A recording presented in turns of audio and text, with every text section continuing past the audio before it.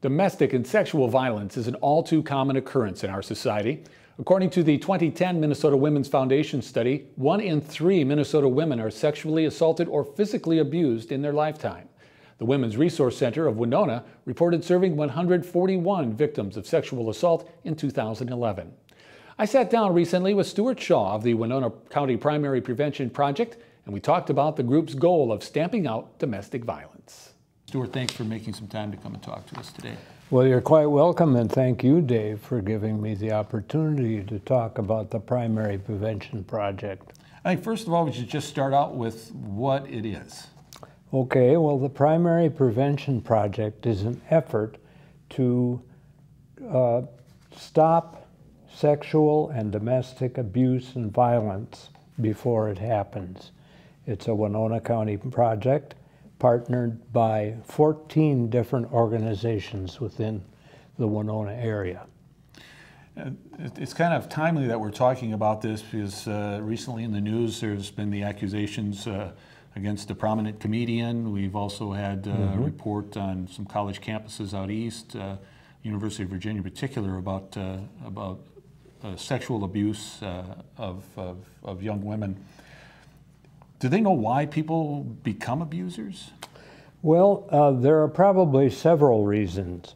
We know that men who watch pornography are more likely to be abusers than those who do not. Inadequate role models for boys as they're growing up probably leads to abuse. And there are other probable causes of abuse that happen. Stressors like job loss, problems with children within the family, partners who don't get along well with one another.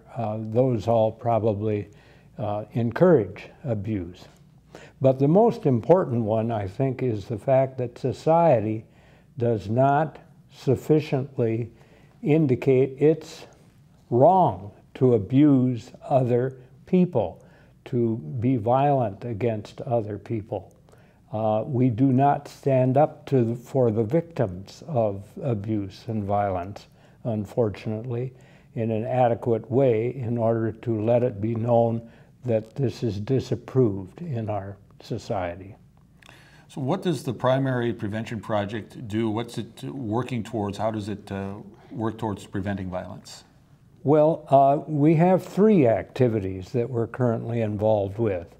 One involves teaching very young children in grades birth through grade 3 that abuse is wrong in the schools and in the child care centers. A second one is the development of a model primary prevention policy, which we hope businesses and other organizations will incorporate into their personnel policies. And the third one is encouraging community leaders to express publicly their disapproval of abuse. Do you have any examples of how abuse training is going to be affecting the behavior of these young kids? Well, for example, bullying, which starts at a very young age. Children can be taught that bullying is wrong and that they should not engage in it. And in that way, verbal and other kinds of abuse can be inculcated in the young child that it is not acceptable behavior. That's a common example amongst young children.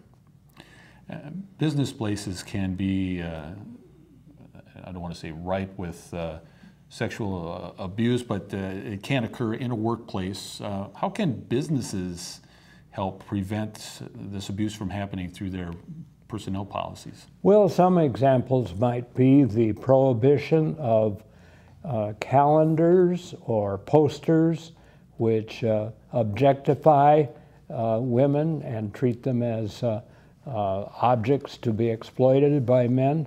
Those could be prohibited. Other examples are in the use of language which demeans women. We know that when a group of people are demeaned by the words that they're used, that there's more likely to be physical abuse involved and exploitation of those people. I know there are a lot of business leaders, community leaders that have stepped forward in expressing their disapproval of this abuse as well. Yes, there have been a number of them. For example, Sheriff Brand exhibited a poster in his display at the past summer's Winona County Fair indicating that when she says no, if you go ahead anyway, it is rape. And Mayor Peterson has encouraged the police department effectively to include a segment on primary prevention in the training and teaching that they do with servers of alcoholic beverages in the bars. He also participates in Walk a Mile in Her Shoes, a way of demonstrating that we men understand the status of women in our society, and we are empathetic to their fears and anxieties. And it is a fundraiser for the Women's Resource Center also. Very good.